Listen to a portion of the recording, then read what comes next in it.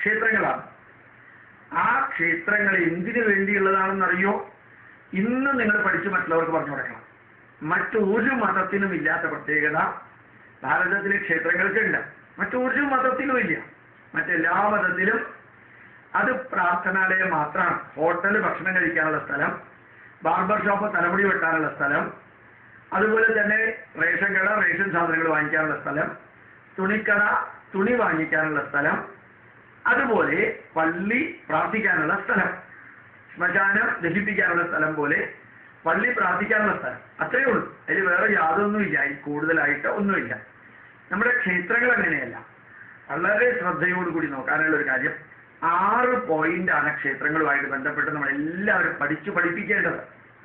ഇത് നേരത്തെ ക്ഷേത്രങ്ങളെ കുറിച്ച് ഞാൻ വിവരിച്ചിട്ടുണ്ട്. ഇപ്പൊ കുറെ കൂടി യൂട്യൂബ് കേൾക്കുന്നവർ പക്വത വന്നവരായതുകൊണ്ട് ഇപ്പോ കറക്റ്റ് ടൈമാണ്. ഇത് നിങ്ങൾ മറ്റുള്ളവർക്ക് പറഞ്ഞു കൊടുക്കണം. ക്ഷേത്രങ്ങളുടെ ഒരു ലക്ഷ്യം മനസ്സിനെ ഉയർത്തുക. ഇപ്പൊ എക്സാമിനേഷന്റെ ഭയമില്ലാതെയാക്കാൻ, മകളുടെ വിവാഹം കഴിക്കുന്ന സമയത്ത് പ്രശ്നങ്ങൾ വരാതിരിക്കാൻ, നമ്മളുടെ ബന്ധുക്കൾക്ക് ഓപ്പറേഷൻ നടത്താൻ, അല്ലെങ്കിൽ ആ ചികിത്സയ്ക്ക് പോകുമ്പോൾ നമ്മുടെ മനസ്സ് പതറുന്ന സമയത്ത് നമുക്ക് ക്ഷേത്രത്തിൽ ചെന്ന് പ്രാർത്ഥിച്ച് വഴിപാടിന് കൊടുത്ത് വന്നാൽ നമ്മളുടെ മനസ്സ് തളരുന്ന മനസ്സിനെ വളരുന്ന മനസ്സാക്കാൻ സാധിക്കും. ആത്മവിശ്വാസം ഇല്ലാത്ത മനസ്സിനെ ആത്മവിശ്വാസമുള്ള മനസ്സാക്കാൻ സാധിക്കും. അപ്പോൾ മനസ്സിനെ തിന്മയിൽ നിന്ന്, നെഗറ്റീവുകളിൽ നിന്നും പോസിറ്റീവുകളിലേക്ക് കൊണ്ടുപോകാനുള്ള ഒരു കേന്ദ്രമാണ് പ്രാർത്ഥനയിലൂടെ, അർച്ചനയിലൂടെ. അതെല്ലാം അത് സാധാരണക്കാർക്കുള്ളതാണ്.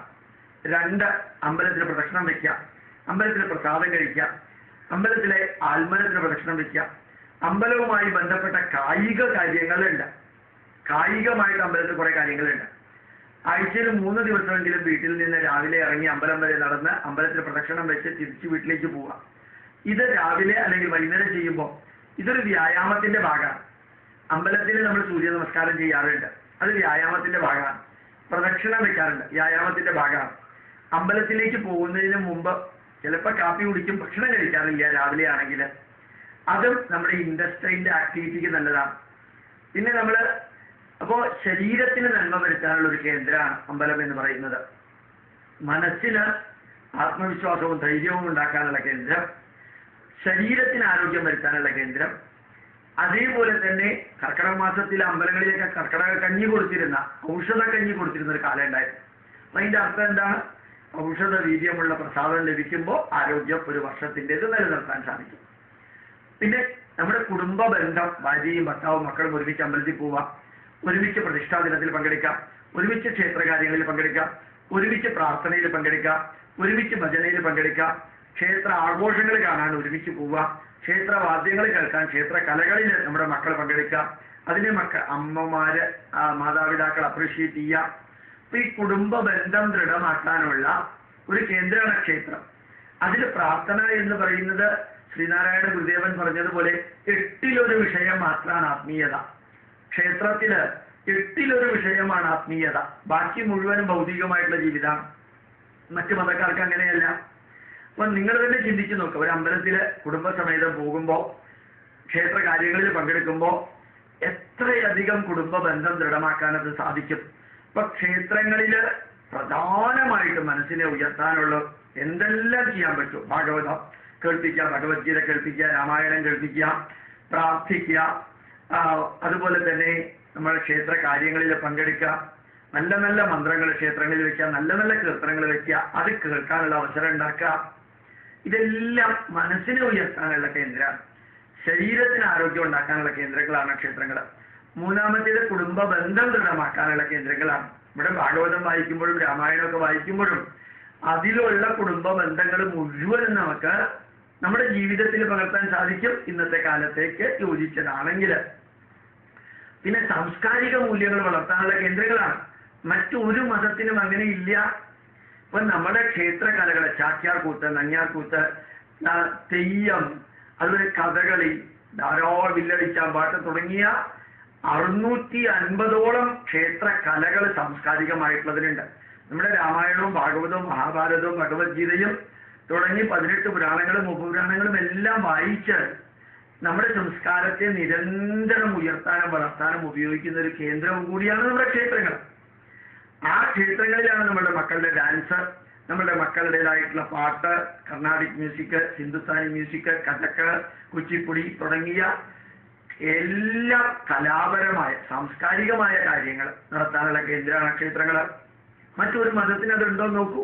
അവിടെ മതപരമായ ചടങ്ങുകളുണ്ട്. ഡെഡ് ബോഡി ദഹിപ്പിക്കുക, ജനിച്ചു കഴിഞ്ഞാൽ മാമോദിസ മുക്കുക, കല്യാണം നടത്തി കൊടുക്കുക.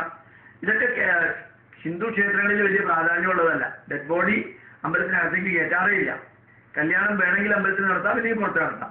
ജനിച്ചു കഴിഞ്ഞ് 10 ദിവസം അമ്പലത്തിൽ കയറാൻ പാടില്ല, പിന്നെ വേണമെങ്കിൽ കയറ്റാം. അല്ലാതെ ഈ 3 കാര്യത്തിനും നമുക്ക് ക്ഷേത്രവുമായിട്ട് വലിയ ബന്ധമില്ല. ബന്ധം വേണമെങ്കിൽ ഉണ്ടാക്കാം. സാംസ്കാരിക കാര്യങ്ങൾ, ഇപ്പം മനസ്സ്, ശരീരം, കുടുംബം, സംസ്കാരം, പിന്നെ നമ്മുടെ സമൂഹത്തിന്റെ ഐക്യം. ഇപ്പൊ ക്ഷേത്രങ്ങളിൽ, ഇപ്പൊ ധാരാളം ക്ഷേത്രങ്ങളിൽ ക്ഷേത്രങ്ങളുമായി ബന്ധപ്പെട്ടവരുടെ നല്ലൊരു ഐക്യനിരയുണ്ട്. അവർ പരസ്പരം ഷെയറിങ്, കെയറിങ് ആൻഡ് ക്യൂറിങ്. അതിൽ നായരെന്നോ ഈഴവനെന്നോ പുലയനെന്നോ പറയനെന്നോ ഒരു വ്യത്യാസമില്ലാതെ എല്ലാവരും ക്ഷേത്രത്തിൽ ഒരുമിച്ച് വരും. കുറേ പേര് തമ്മിൽ പരിചയപ്പെടും. എന്തെങ്കിലുമൊക്കെ ആവശ്യമുണ്ടെങ്കിൽ അങ്ങോട്ടും ഇങ്ങോട്ടും പങ്കുവെക്കും.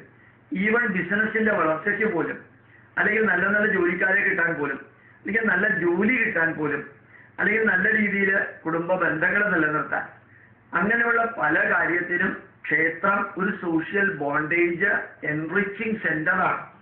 അവിടെ ആത്മീയത മാത്രമൊന്നുമല്ല.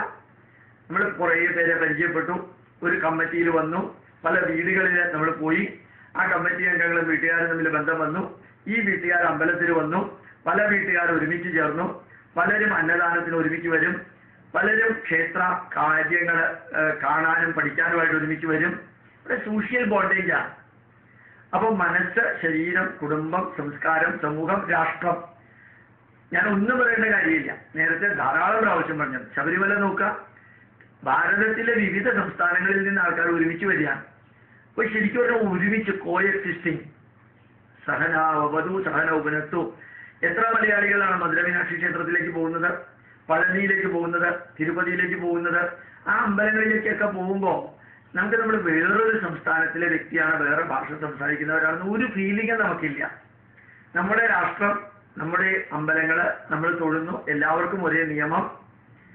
അത് കഴിഞ്ഞ് നമ്മൾ തൊഴുത് തിരിച്ചു വരുന്നു. ഇപ്പോ നാഷണൽ ഇന്റഗ്രേഷനുള്ള, നമ്മളിപ്പോ ഋഷികേശിലേക്കും കൈലാസത്തിലേക്കും ഹരിദ്വാറിലേക്കും ഒക്കെ പോകുമ്പോഴും, അല്ലെങ്കിൽ നമ്മൾ മധുര മീനാക്ഷി ക്ഷേത്രത്തിലേക്ക് പോകുമ്പോഴും, മധുര ശ്രീകൃഷ്ണ ക്ഷേത്രത്തിലേക്ക് പോകുമ്പോഴും, ഉജ്ജയിനിയിലേക്ക് പോകുമ്പോഴും നമ്മളുടെ യാത്രകളിൽ മിക്കവാറും ലക്ഷ്യമിടുന്നത് ക്ഷേത്രങ്ങളെ കൂടി ചേർത്തിട്ടാണ്. ക്ഷേത്രങ്ങളെ കൂടി ചേർത്തിട്ടാണ് നമ്മൾ യാത്രകളെ ലക്ഷ്യമിടാറുള്ളത്.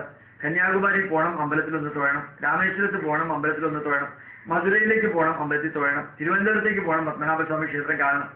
ഒന്ന് ചോറ്റാനിക്കരയിൽ പോകണം. ചോറ്റാനിക്കര എന്ന് പറഞ്ഞാൽ തന്നെ സ്ഥലത്തിന്റെ പേരാണെങ്കിലും നമ്മുടെ അമ്പലമാണത്. ഒന്ന് ഗുരുവായൂരിൽ പോകണമെന്ന് വെച്ചാൽ ഗുരുവായൂർ മുനിസിപ്പാലിറ്റി കാണാൻ പോകണം എന്നല്ല നമ്മൾ ഉദ്ദേശിക്കുന്നത്. അപ്പൊ ശരിക്ക് എല്ലാ ക്ഷേത്രങ്ങളെ കേന്ദ്രീകരിച്ചിട്ടാണ് നാഷണൽ ഇന്റഗ്രേഷൻ ഉണ്ടാകുന്നത്. അതേപോലെ സാർവദേശീയമായ മാനവരാശിയുടെ നന്മയ്ക്കുള്ള എത്ര ആയിരക്കണക്കിന് വിദേശികളാണ് നമ്മുടെ ക്ഷേത്രങ്ങളെ കാണാനായിട്ട് വരുന്നത്. നിങ്ങൾ മധുര മീനാക്ഷി ക്ഷേത്രത്തിലേക്കൊക്കെ പോയി കഴിഞ്ഞാൽ അത്ഭുതം തോന്നും. പുറത്ത് മുഴുവനും വിദേശികളാണ്. അപ്പോൾ കന്യാകുമാരിയിലേക്ക് വരുന്നവർ കന്യാകുമാരി ക്ഷേത്രത്തിന് തൊഴാൻ വരാറുണ്ട്. അപ്പോ ലോക ജനതയെ ബന്ധിപ്പിക്കാൻ ഈ അടുത്ത കാലത്ത് റഷ്യൻ പ്രസിഡന്റോ പ്രധാനമന്ത്രിയോ പുടിൻ അദ്ദേഹത്തിനോട് യോഗ ജീവിതത്തിന്റെ ഭാഗമാക്കണം എന്ന് പറഞ്ഞു.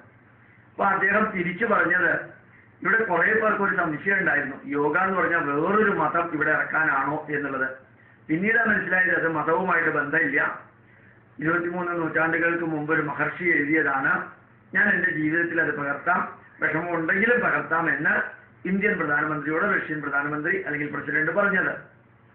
അപ്പോ അന്തർദേശീയ തലത്തില് ഇപ്പൊ ശ്രീബുദ്ധ ക്ഷേത്രങ്ങള് നല്ല രീതിയിൽ വന്നപ്പോ ചൈനയും ഇന്ത്യയും തമ്മിലുള്ള ബന്ധം, ചൈനയും ടിബറ്റും തമ്മിലുള്ള ബന്ധം, ഇന്ത്യയും ടിബറ്റും തമ്മിലുള്ള ബന്ധം, ഇന്ത്യയും ഭൂട്ടാനും തമ്മിലുള്ള ബന്ധം, ഇന്ത്യയും ബർമ്മയും തമ്മിലുള്ള ബന്ധം, കംബോഡിയയും തമ്മിലുള്ള ബന്ധം, ഇന്ത്യയും സിംഗപ്പൂരും തമ്മിലുള്ള ബന്ധം, ഇന്ത്യയും സിലോണും മൊറീഷ്യസും സീഷലസും ചിലിയും തമ്മിലുള്ള ബന്ധം എല്ലാം ക്ഷേത്ര ആരാധനയിലൂടെയാണ്.